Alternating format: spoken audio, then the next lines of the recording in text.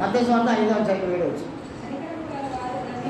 కనికరము గలవారు ధన్యులు వారు కనికరము పొందుదురు అనే వాక్య భాగం చాలు 7 వచ్చిన ఈ వాక్య భాగాన్ని మనం అందరం కలిసి ధ్యానం చేయడానికి ప్రయత్నం చేద్దాం. కనికరము గలవారు ధన్యులు వారు కనికరము పొందేదురు అంటే నీలో ఏదైనా ఒక గుణలక్షణం ఉంటే నీకు కూడా అదే యేసుప్రభు చెప్పినటువంటి మాటలు. ఇవన్నీ నువ్వేదైతే ఎదుటి వాడికి కొలుస్తావో తిరిగి నీకు అదే ఎలా కొలుస్తారంటే తెలుసా? మళ్ళీ మామూలుగా నువ్వు ఒక 10 ఇస్తే నీకు ఒక 10 ఇవ్వబడి దేనికి కావాల్సింది ఎలా అంటామండి? అణిచి కుదిలించి కొలుస్తారంట. నువ్వు మామూలుగా జనరల్గా ఏదైనా ఒకటి ఇస్తే దాన్ని తిరిగి నీకు వలవాల్సి వచ్చినప్పుడు ఎలా కొలుస్తారంటే దాన్ని అణిచి కుదిలించి అంటే ఏంటంటే ఇంకా టైట్గా పట్టేలాగా, ఎక్కువ పట్టేలాగా. అంటే నువ్వేం పని అయితే నువ్వు ఎదుటివాడే ఏట్లో చేస్తావో అది నీకు దేవుడు చేస్తారు. చేసేటప్పుడు కూడా దేవుడు నువ్వు చేసిన దానికంటే శ్రేష్టమైన భాగం చేస్తారు నీకు. అందుకే కనికరము గలవారు ధన్యులు వారు కనికరము పొందేదరు అని. నువ్వు కనికరించడం అనుకో ఎదుటి వాడిని, అప్పుడు నువ్వు పొందుతావు దాన్ని. ఎవరిస్తారు దాన్ని? మనం మనుషులకి ఇస్తాం. మరి మనకెవరు ఇస్తారు? మనం ఎదుటి వాళ్ళకి ఇస్తాం, మనం సహోదరులకు ఇస్తాం, సహోదరి వాళ్ళకి ఇస్తాం. మరి మనకెవరు ఇస్తారు? దేవుడే మనకు స్వయాన ఇస్తారు. నేను మళ్ళీ చెప్తున్నాను, మనం ఇచ్చేవి సాధారణంగా మనం ఇచ్చేవి మామూలుగా జనరల్గా ఉంటాయి థింగ్స్ అన్నీ. కానీ అదే మనకు దేవుడు ఇచ్చే విషయాలు ఎలా ఉంటాయో తెలుసా? చాలా శ్రేష్టమైనవిగా, అద్భుతమైనటువంటివిగా, మన జీవితాలను మనము పరలోకంలో చేర్చుకునేవిగా ఉంటాయి దేవుడిచ్చే సంగతులన్నీ. కాబట్టి కనికరం నువ్వు చూపించినట్లయితే నువ్వు కనికరాన్ని పొందుతావు. నేను ఒక చిన్న విషయం చెప్తాను. ఈ చిన్నపిల్లలు ఉన్నారు అనుకోండి, వాళ్ళకు మనం ఏదైనా చాక్లెట్ ఇవ్వగానే వాళ్ళు తీసుకొని తినుకుంటూ వెళ్ళిపోతూనే ఉంటారు అంతే. కానీ అదే పిల్లలకి చాక్లెట్ ఇవ్వగానే థ్యాంక్ యూ అయ్యగారని చెప్తే ఎలా ఉంటుంది? ఒకసారి ఆలోచించండి, ఇమాజిన్లో వెళ్ళండి. అసలు పిల్లలకి నేను చాక్లెట్ ఇవ్వగానే తీసుకొని తినుకుంటూ పోతారు. అది పిల్లల నైజం. వాళ్ళు ఆ వయసులో ఉన్నప్పుడు వాళ్ళ ఆలోచన అదే, అమ్మాయి అయ్యగారు నాకు బలి ఇచ్చారనుకుని తీసుకునేది. కానీ అదే పిల్లలు ఆ చాక్లెట్ ఇవ్వగానే థ్యాంక్ యూ అయ్యగారు అన్నారు అనుకోండి, అప్పుడు ఎలా ఉంటుంది అది? రైట్.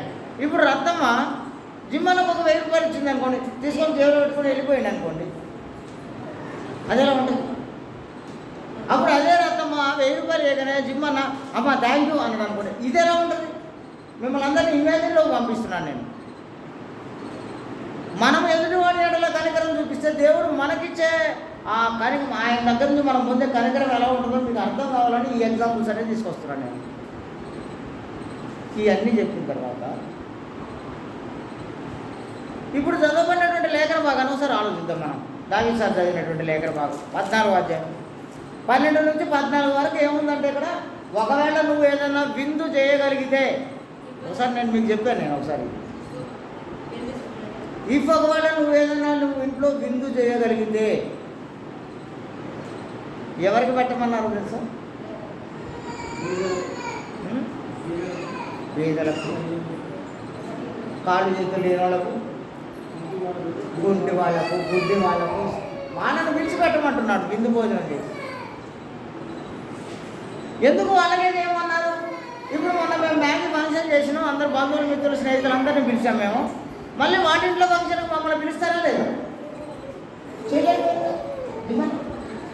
మేము వాళ్ళని విడిచిపెట్టినాం. మళ్ళీ ఇప్పుడు వాళ్ళ ఇంట్లో ఏదో ఫంక్షన్కి మమ్మల్ని పిలుస్తారు. చెల్లైపోయిందే లేదా? ఇదే మిగిలిందా మన మధ్య ఏమన్నా బంధం? కానీ అదే నువ్వు బీదవాడిని, నీకు తిరిగి పెట్టలేని వాడిని, వాడు సంపాదించుకోలేక తిండికి గతి లేకుండా రోడ్ల మీద తిరుగుతున్నాను పిలిచి ఏం భోజనం పెట్టాలంట? అక్కడ ఉంది, పైన ఉంది. అది 12వ వచనంలో ఏముంది? మరియు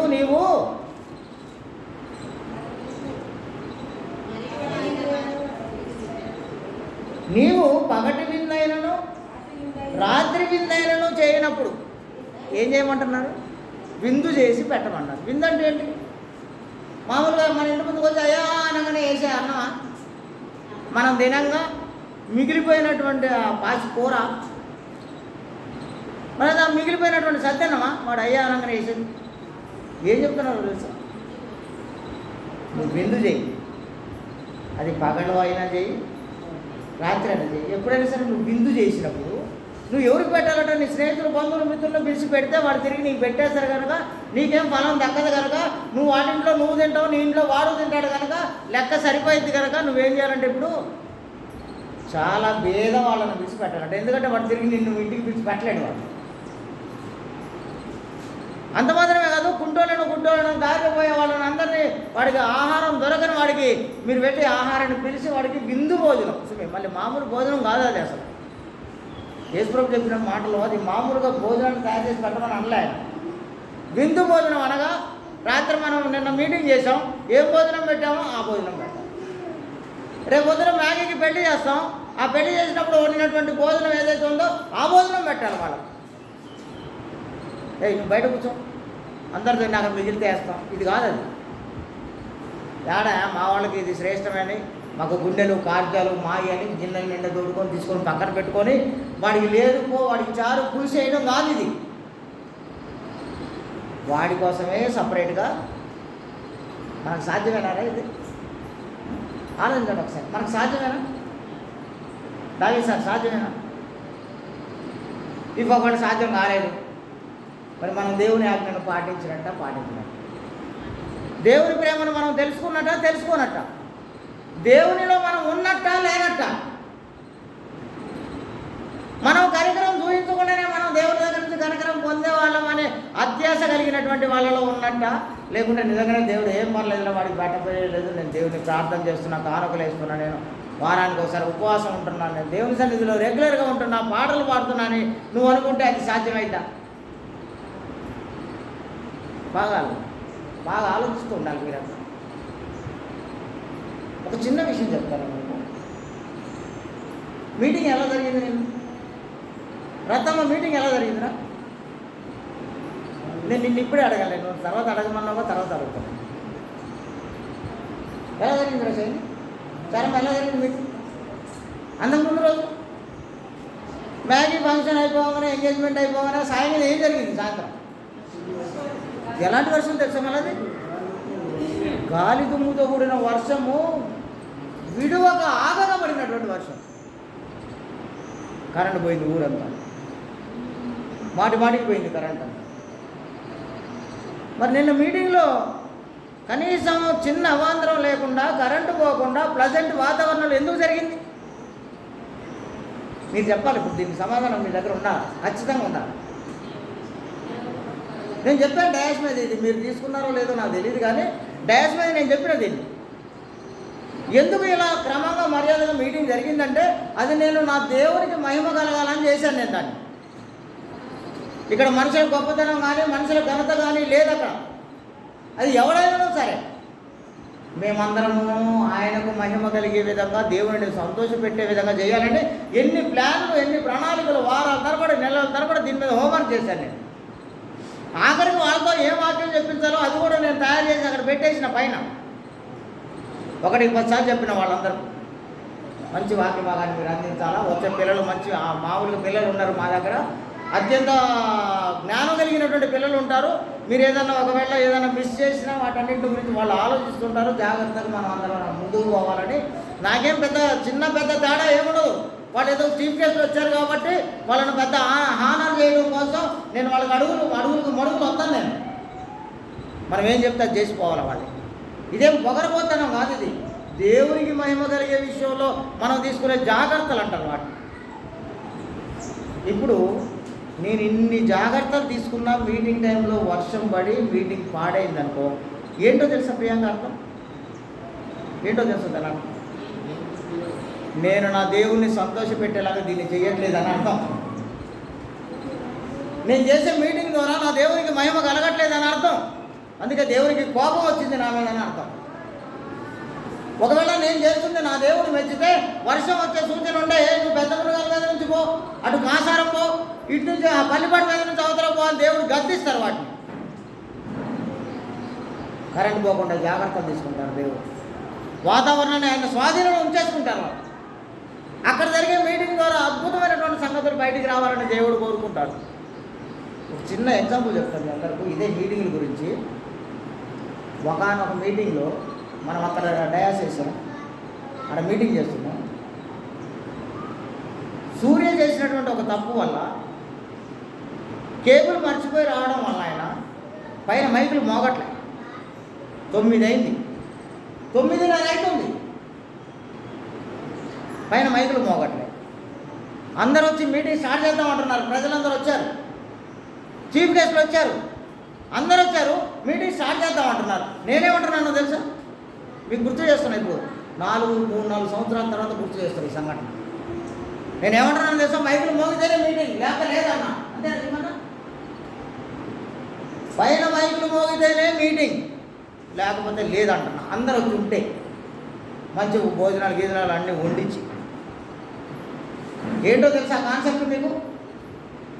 ఇక్కడ వెలిగింపబడే సువార్త ప్రజలందరికీ రీచ్ అయిపోవాలి. మనకు పైన 4 మైకులు ఉంటాయి. ఎక్కడో ఇంట్లో పడుకున్నవాడు కూడా వినాలి దాన్ని. ఏ ఒక్క ఆత్మలో చలనం వచ్చినా మనం పెట్టిన మీటింగ్ సక్సెస్ రేట్ అనమాట అది. అందుకోసం నేను 9 అయినా సరే నేను మీటింగ్ పెట్టట్లే. పైన మైకులు సెట్ అయితేనే పెట్టిన అప్పుడు ప్రేయర్. ఆ రోజు ఏం జరిగిందో తెలుసా మీకు? నా కూతురు పుట్టినరోజు ఉంటుంది. ఆ రోజు మే 24వ తారీఖు నా కూతురు పుట్టినరోజు ఉంటుంది. కానీ ఆమెకు ఉన్నటువంటి ఇప్పుడు ఒక 16 సంవత్సరాలు నిండి ఉంటాయి ఆమెకు.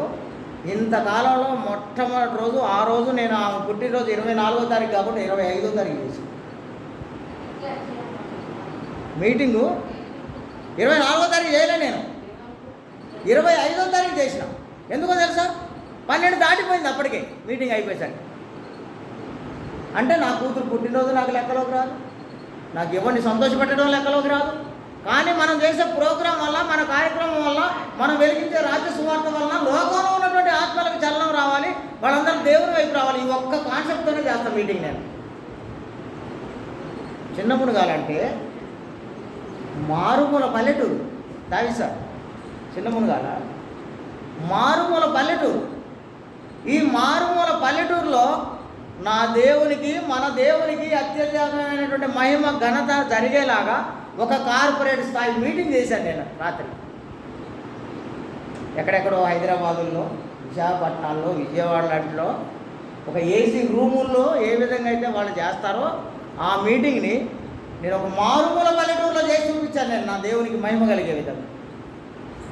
అందరూ పిల్లలందరూ ఆఫీసర్లే, ఆఫీసర్ వాళ్ళ బాబులాగా ఉన్నారు మా పిల్లలందరూ. డయాస్ మీద అందరూ సూట్లు బూట్లు వేసుకొని నిలబడ్డారు. ఇది చూడడానికి ఇమేజ్లో ఎలా ఉందంటే రాజులైన యాజక సమూహం అని కేవలం సంఘాల్లో ఉన్నటువంటి విశ్వాసం గురించే దేవుడు చెప్తే, ఆ రాజులైనటువంటి యాజక సమూహాన్ని నడిపించే మా పిల్లలు ఎలా ఉండాలి? ఇప్పుడు ఇక వాళ్ళని నడిపించే నాయకులు ఎలా ఉండాలి? ఇంకా నా పిల్లలే చాలా గ్రేట్, నా పిల్లలే రాజులైన యాజక సమూహం అని దేవుడు చెప్తున్నప్పుడు వాళ్ళని లీడ్ చేసినటువంటి మేము ఎలా ఉండాలి? అలాగే ఉంది. అందుకే మీటింగు చాలా సక్సెస్ అయింది. ఎందుకో తెలుసా? విశ్వాసం లేకుండా దేవునికి ఇష్టడైనట ఎంత మాత్రం కుదరదు. అంతే నాలో ఆ విశ్వాస పరిణామం వచ్చేసరికి చాలా గ్రేట్గా ఉంది. హిందూపల్లి ఇజ్రాయెల్ సార్ వాళ్ళు భయపడ్డారట. విశాఖన్న అనుకున్నాడట. అది నాకు ఒక బ్రదర్ ఫోన్ చేసి, మీరు ఈ మీటింగ్ అని అనగానే మేము పోయిన ఆదివారం నుంచి మేము ప్రార్థన చేస్తూనే ఉన్నాం సార్, మీ మీటింగ్ సక్సెస్ కావాలని చెప్తున్నారు. మన పిల్లలు కూడా చాలామంది చెప్పారు నాకు, అయ్యగారు మీటింగ్ ఏమైనా అయితే అని భయం అయింది మాకు, కానీ భలే జరిగింది, దేవుడు భలే చేశారట. ఎందుకు చేయరు? దేవుడు విశ్వాసం నీలో ఉంటే నీళ్ళ మీద నడవగలిగినటువంటి శక్తి నీకు ఉంటుంది. నీలో విశ్వాసం కొరగడితే నీళ్ళలో మునిగిపోయే అవిశ్వాసం కూడా నీలోనే ఉంటుంది. రెండిట్లో ఏది కావాలో నువ్వు చేసుకోవాలి. అందుకే నేను ఎప్పుడైనా సరే, నిన్న కాక మొన్న కూడా మా సుందరరావు నా మీద పెద్ద పెద్ద బూతులు మాట్లాడదు. ఏంటంట, పిల్లల్ని నేను డీజేలో డ్యాన్స్ చేయలేదంట. నేను నా మొబైల్లో ఇప్పుడు నా దేవుడి కోసం ఉపయోగించే వస్తువు తీసుకుపోయి నేను వాళ్ళ పిల్లల్ని సినిమా పాటలకు డ్యాన్స్ చేయలేదని అడ్డమైన బూతులు తిట్టాడు. నాకేమైతే, నేను నా దేవుడు సంతోషం ఉంటే నాకు అదే చాలు. నా దేవునికి మహిమ కలిగే పనులు మాత్రమే చేస్తాను నేను. ఆయనకు అవమానం కలిగే పని ఒక్కటి కూడా చేయను. నా ప్రాణం పైన చేయను నేను. నా గురించి ఎవడేమనుకున్నా కూడా నాకేం అనిపించదు. నాకు అసలు కానీ నా గురించి నా దేవుడు ఏమనుకుంటాడో, చెడ్డగా అనుకుంటాడో అని భయం మాత్రం ఉంటుంది నా కడుపులో. మ్యాగీకి ఎంగేజ్మెంట్ చేస్తే కొరను వెళ్ళిపోయి ఒక ఆయన ఏమంటున్నాడు తెలుసా, నేను నా జీవితంలో ఇంత క్రమంగా జరిగినటువంటి ఎంగేజ్మెంట్ నేను చూడలేదు అయ్యగారు, నువ్వు ఎట్ట చేయగలిగినావు అన్నాడు ఆయన. ఇవన్నీ నేను గొప్పతనం కోసం చెప్పను, నేను చేసిన పని వల్ల దేవుడికి గొప్ప రావాలని కోరుకుంటాను నేను ఎప్పుడైనా, అంతే. నా దేవుడికి ఘనత కలగాలని కోరుకుంటాను నేను. చాలా గొప్పగా, సంతోషంగా, ఆనందంగా మనం ఒక కార్యక్రమాన్ని ఆర్గనైజ్ చేస్తే పైనుండి చూసి ఆ దేవుడు సంతోషపడాలి మన వల్ల. మనం సంతోషించి మన గొప్పతనాన్ని చాటుకొని ఈయన మించినోళ్ళు లేడురా, ఆయన మించినోళ్ళు లేడురా అని అనుకునేలాగా చెయ్యను నేను ఏది. దేవునికి మనం చేసే పని వల్ల దేవునికి సంతోషము, ఆనందం కలిగే విధంగా మనం అందరం ఉండాలని కోరుకుంటాను. అందుకే ఇప్పుడు ఏం చెప్తున్నారంటే, మనం ఏదైనా పని చేస్తే వాళ్ళు తిరిగి మనకు చేయలేని పనులు మనం చేయాలంట. మనం ఏదైనా పని వాళ్ళ కోసం చేస్తే వాళ్ళు తిరిగి మనకు చేయలేని పనులు వాళ్ళ కోసం చేసి పెట్టాలి. అప్పుడు మాత్రమే నీకు, నేను ఒకసారి అదే ఇప్పుడు చూస్తాను, నేను మళ్ళీ అదే 12వ వచనం చూస్తాను నేను. నీవు పగటి విందైనను రాత్రి విందైనను చేయనప్పుడు నీ స్నేహితులనైనను, నీ సహోదరులనైనను, నీ బంధువులనైనను, ధనవంతులకు నీ పొరుగు వారినైనను నువ్వు పిలవద్దు. ఒకవేళ అలా పిలిస్తే ఏంటట, ఒకవేళ నిన్ను మరలా పిలుతురు కనుక నీకు చెల్లి అయిపోయింది అది అన్నారు. కానీ 13, నీవు విందు చేయనప్పుడు బీదలను, అంగవీరులను, గుడ్డివాండ్రను పిలువు, నీకు ప్రత్యుపకారం చేయటకు వారికి ఏమీ లేదు కనుక నువ్వు ధన్యుడవు, యు ఆర్ బ్లెస్డ్ అన్నారు. ఎందుకంటే వాళ్ళు నీకు పెట్టడానికి లేదుగా, నువ్వు వాడికి పెట్టేశావు, నువ్వు వాడి మీద నువ్వు ఇప్పుడు పై చేసి సాధించావు కనుక యు ఆర్ బ్లెస్డ్, నువ్వు దీవించబడ్డావు, నువ్వు ధన్యుడవు. మనం అలా ఉండడానికి ట్రై చేస్తాం అవసరం. నేను అందుకే నీతిమంతుల పునరుద్ధానం వల్ల నీకు ప్రత్యుపకారము నువ్వు పొందుతావన్నారు. నీతిమంతుల పునరుద్ధానం అంటే ఏంటరా?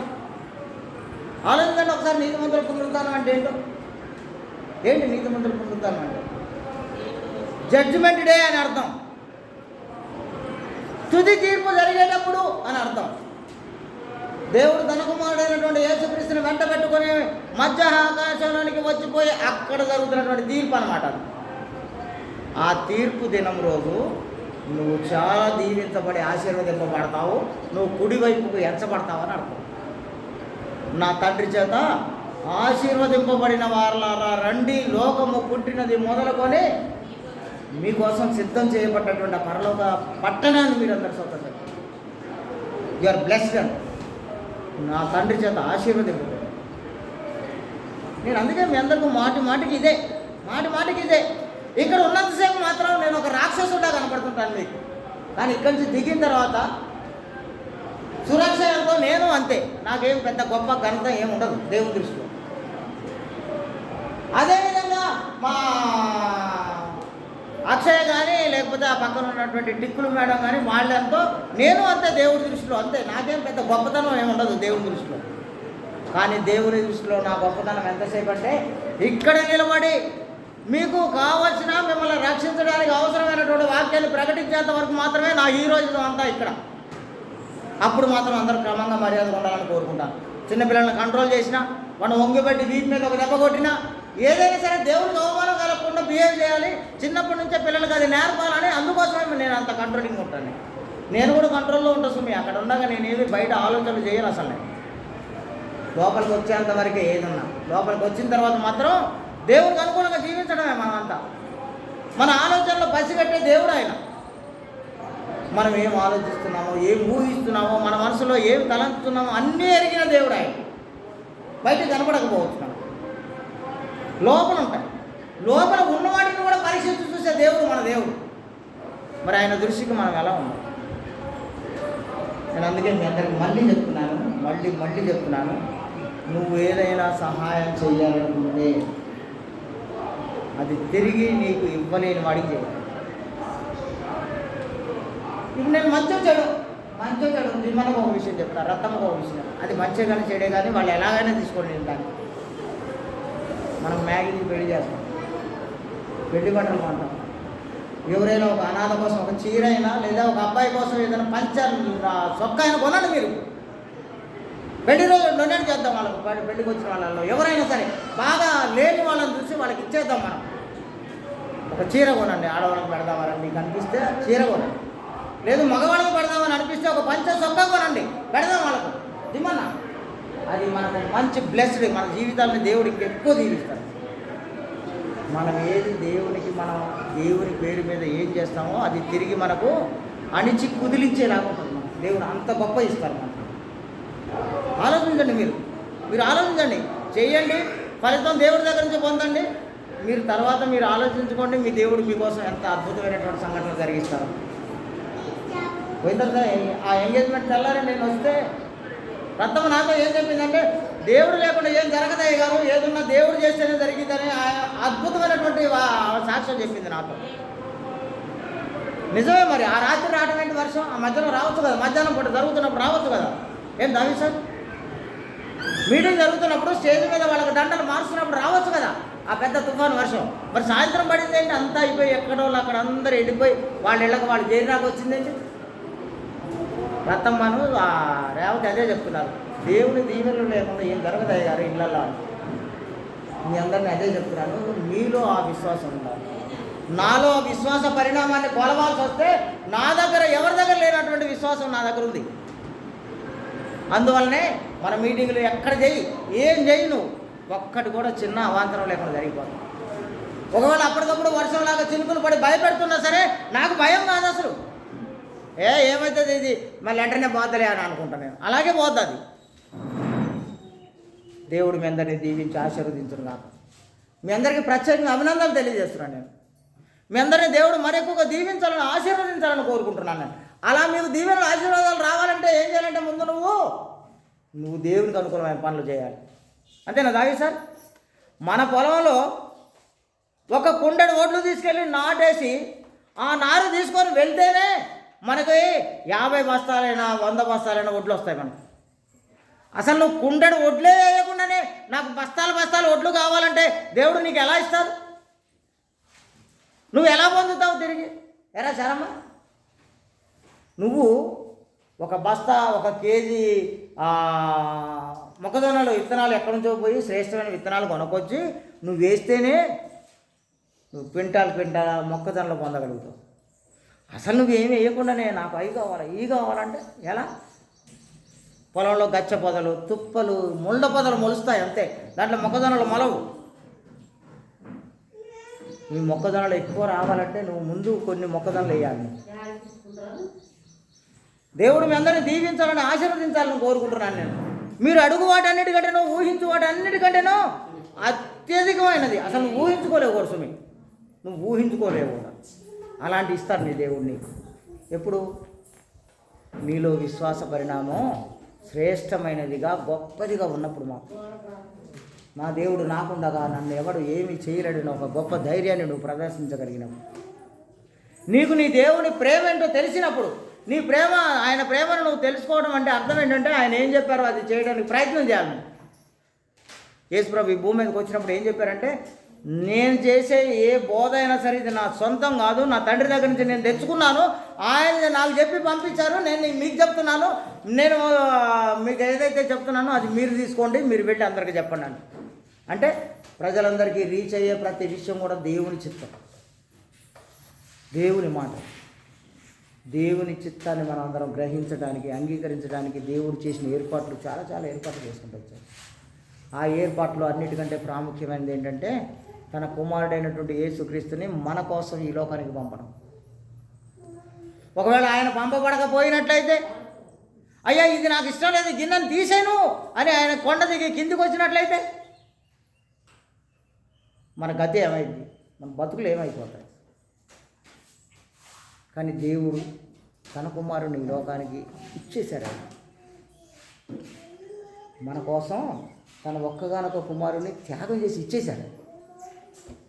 ఇచ్చేస్తే ఆ వచ్చినటువంటి ఆయన మనందరి కోసం తన ప్రాణాన్ని తృణప్రాయంగా అల్పమైన దానిగా ఎంచి మన కోసం ఆయన తన ప్రాణాన్ని ఇచ్చాడు. దేవుడు కుమారుని ఇస్తే, కుమారుడు ప్రాణాన్ని ఇస్తే మనం ఏమి ఇవ్వాలి అసలు దేవుడికి? మనం ఏం చేయాలి దేవుడి కోసం? అసలు కనీసం మనం దేవుడి కోసం ఏం చేస్తున్నాం?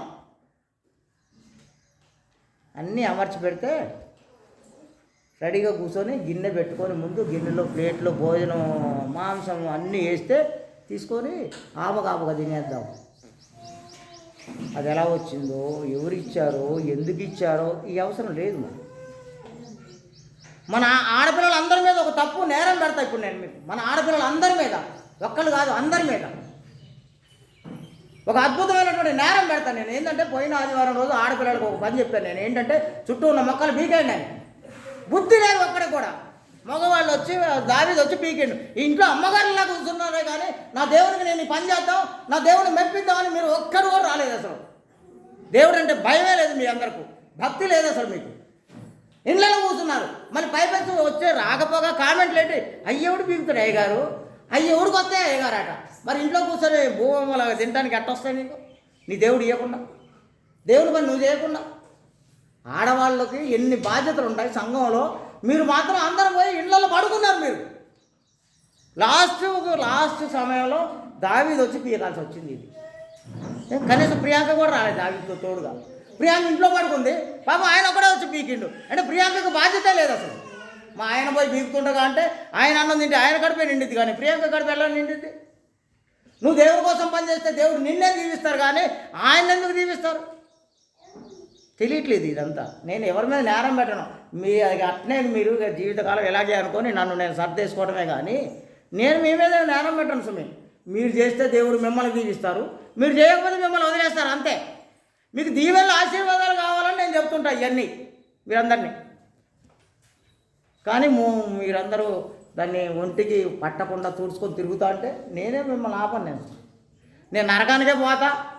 ఏదో అందరూ వస్తున్నారు కాబట్టి నేను ప్రార్థనకు వస్తున్నా, అందరు డబ్బులు ఎత్తున్నారు కాబట్టి నేను ఎత్తున్నా అనుకోని నువ్వు వస్తే నువ్వు పరలోకానికి ఎంత మాత్రం ప్రవేశం నీకు దొరకదు అసలు.